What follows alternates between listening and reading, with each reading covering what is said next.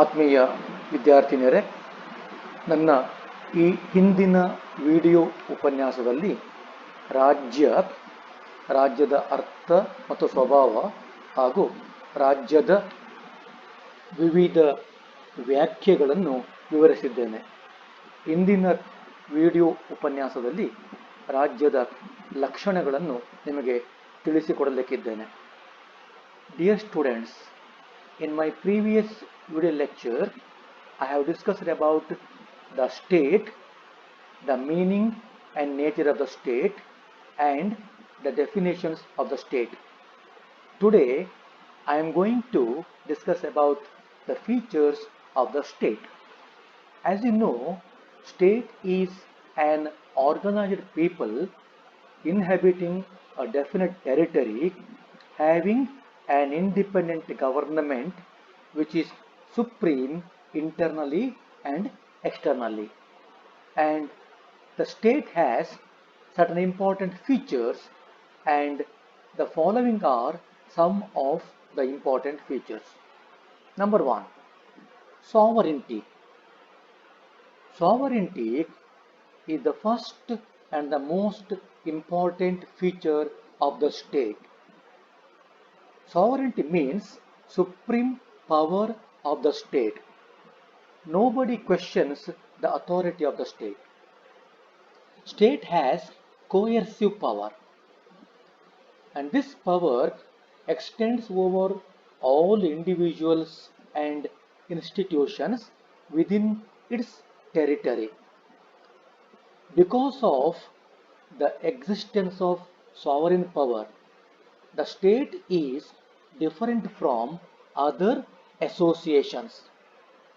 It makes laws applicable to all the people and institutions. People have to obey the laws made by the state. Violation of any law is punishable. ರಾಜ್ಯವು ಅನೇಕ ಲಕ್ಷಣಗಳನ್ನು ಹೊಂದಿದೆ. ರಾಜ್ಯವೆಂದರೆ ನಿರ್ದಿಷ್ಟವಾದ ಜನಸಂಖ್ಯೆಯು ಒಂದು ನಿರ್ದಿಷ್ಟವಾದ ಭೂಪ್ರದೇಶದಲ್ಲಿ ವಾಸಿಸುತ್ತಿದ್ದು ತಮ್ಮದೇ ಆದ ಪರಮಾಧಿಕಾರವನ್ನು ಹೊಂದಿರುವ ಒಂದು ಸರ್ಕಾರವನ್ನು ಹೊಂದಿದ್ದರೆ ಅದನ್ನು ರಾಜ್ಯವೆಂದು ಕರೆಯಬಹುದು. ರಾಜ್ಯವು ಈ ಕೆಳಗಿನ ಪ್ರಮುಖ ಲಕ್ಷಣಗಳನ್ನು ಹೊಂದಿದೆ. 1, ಪರಮಾಧಿಕಾರ, ಸಾವರಿನ್ಟಿ. ರಾಜ್ಯದ ಪ್ರಥಮ ಮತ್ತು ಅತ್ಯಂತ ಪ್ರಮುಖವಾದ ಲಕ್ಷಣವೆಂದರೆ ಪರಮಾಧಿಕಾರ. ಪರಮಾಧಿಕಾರವೆಂದರೆ ರಾಜ್ಯದ ಸರ್ವಶ್ರೇಷ್ಠ ಅಧಿಕಾರ. ಇದನ್ನು ಯಾರೂ ಪ್ರಶ್ನಿಸುವಂತಿಲ್ಲ.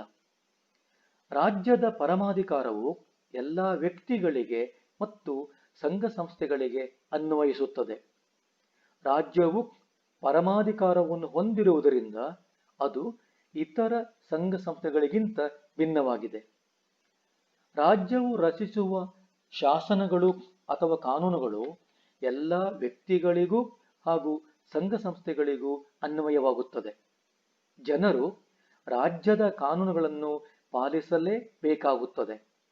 ಕಾನೂನಿನ ಉಲ್ಲಂಘನೆಯು ಶಿಕ್ಷಾರ್ಹ ಅಪರಾಧವಾಗಿದೆ. The second feature of the state is compulsory membership. That is, membership of the state is compulsory. State is a necessary association. Man has to live in a state for his all-round development. Man cannot live outside the state. Every individual requires to be the member of a state.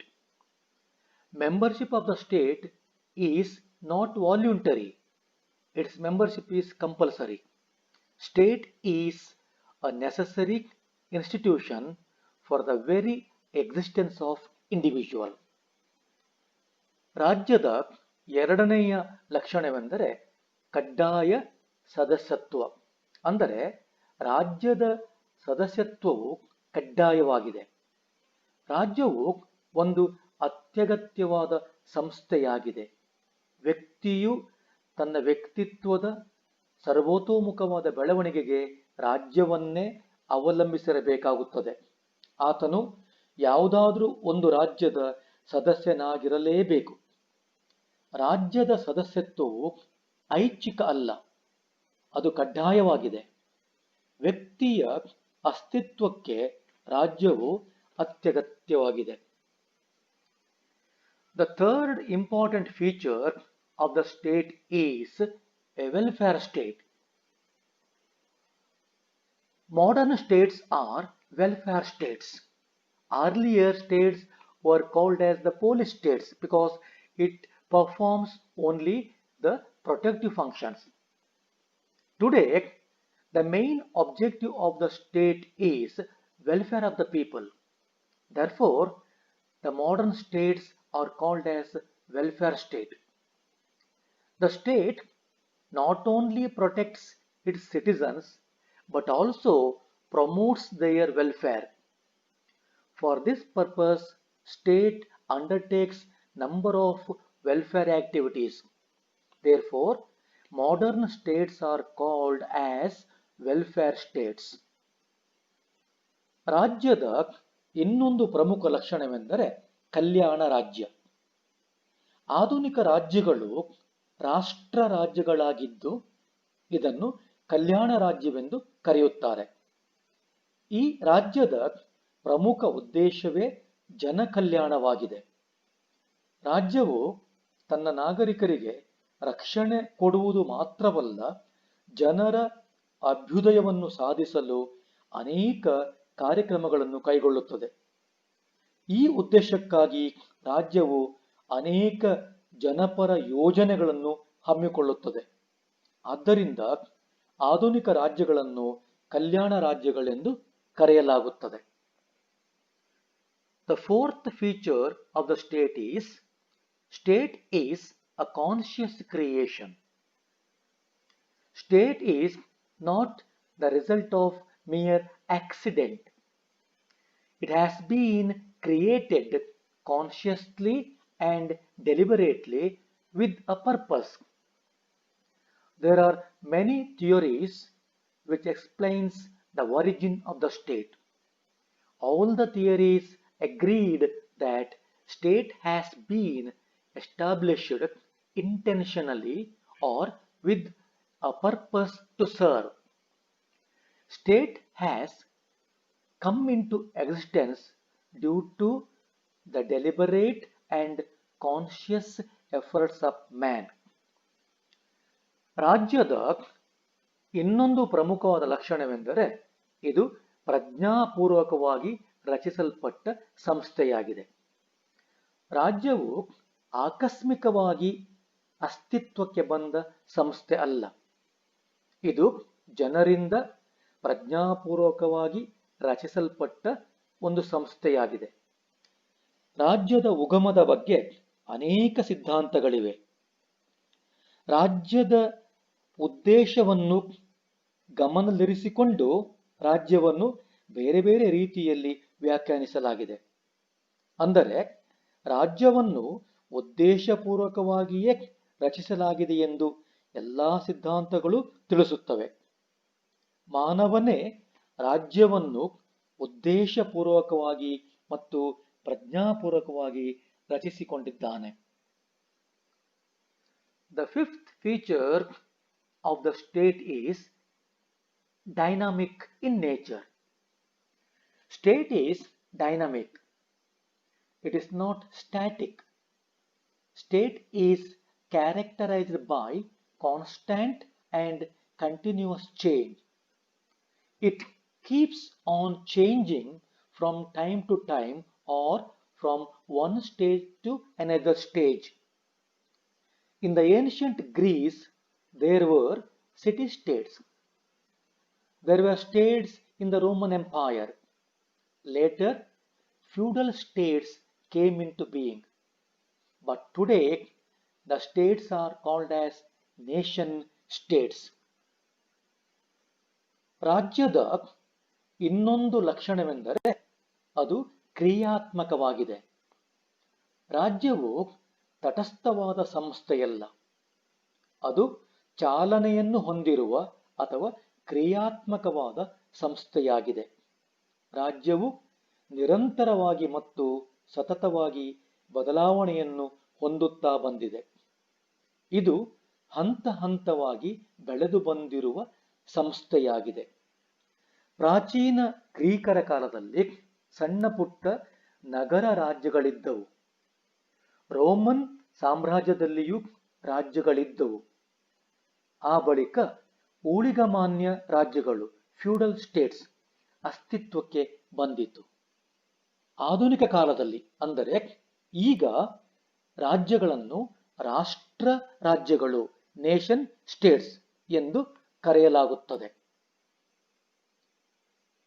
Another important feature of the state is state has 4 elements.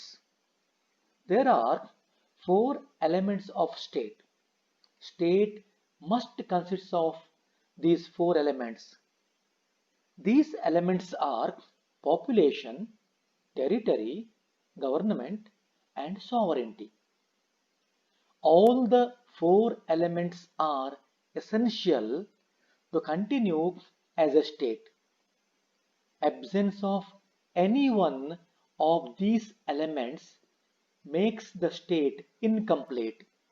Thus, state is an organized people, that is population, inhabiting a definite territory, having an independent government, that is government, which is supreme internally and externally, that means sovereignty. Thus, there must be 4 elements to a state. ರಾಜ್ಯದ 6ನೆಯ ಲಕ್ಷಣವೆಂದರೆ ರಾಜ್ಯವು 4 ಮೂಲಾಂಶಗಳನ್ನು ಹೊಂದಿದೆ. ಈ 4 ಮೂಲಾಂಶಗಳು ಇದ್ದರೇನೆ ಒಂದು ಸಂಸ್ಥೆಯನ್ನು ರಾಜ್ಯವೆಂದು ಕರೆಯಲಾಗುತ್ತದೆ. ರಾಜ್ಯದ ಈ 4 ಮೂಲಾಂಶಗಳೆಂದರೆ ಜನಸಂಖ್ಯೆ, ಭೂಪ್ರದೇಶ, ಸರಕಾರ ಮತ್ತು ಪರಮಾಧಿಕಾರ.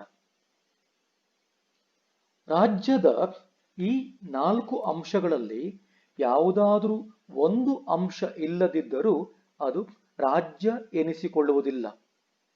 ರಾಜ್ಯವೆಂದರೆ ಸಂಘಟಿತವಾದ ಜನತೆ ಅಂದರೆ ಜನಸಂಖ್ಯೆ, ನಿರ್ದಿಷ್ಟ ಭೂಪ್ರದೇಶ ಅಂದರೆ ಟೆರಿಟರಿ, ತಮ್ಮದೇ ಆದ ಸ್ವತಂತ್ರ ಸರಕಾರ ಅಂದರೆ ಗವರ್ನಮೆಂಟ್ ಮತ್ತು ಪರಮಾಧಿಕಾರವನ್ನು ಹೊಂದಿರುವ ಅಂದರೆ ಸಾವರೆಂಟಿ. ಹಾಗಾಗಿ ರಾಜ್ಯವೆಂದರೆ ಸಂಘಟಿತವಾದ ಜನರು ನಿರ್ದಿಷ್ಟವಾದ ಭೂಪ್ರದೇಶದಲ್ಲಿ ತಮ್ಮದೇ ಆದ ಸರ್ಕಾರವನ್ನು ಹೊಂದಿದ್ದು ಈ ಸರ್ಕಾರವು ಪರಮಾಧಿಕಾರವನ್ನು ಹೊಂದಿರುತ್ತದೆ.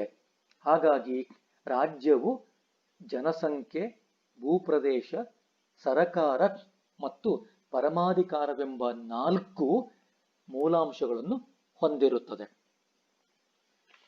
7th feature of the state is permanence, ಶಾಶ್ವತತೆ.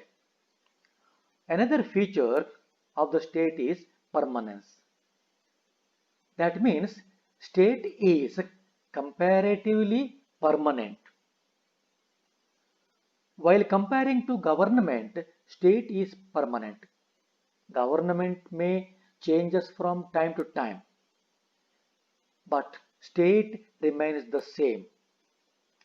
This character of permanence makes the state possible to develop as it should be. These are the important features of the state. ರಾಜ್ಯದ ಕೊನೆಯ ಲಕ್ಷಣವೆಂದರೆ ಶಾಶ್ವತತೆ, ಪರ್ಮನೆನ್ಸ್. ರಾಜ್ಯವು ಒಂದು ಶಾಶ್ವತ ಸಂಸ್ಥೆಯಾಗಿದೆ.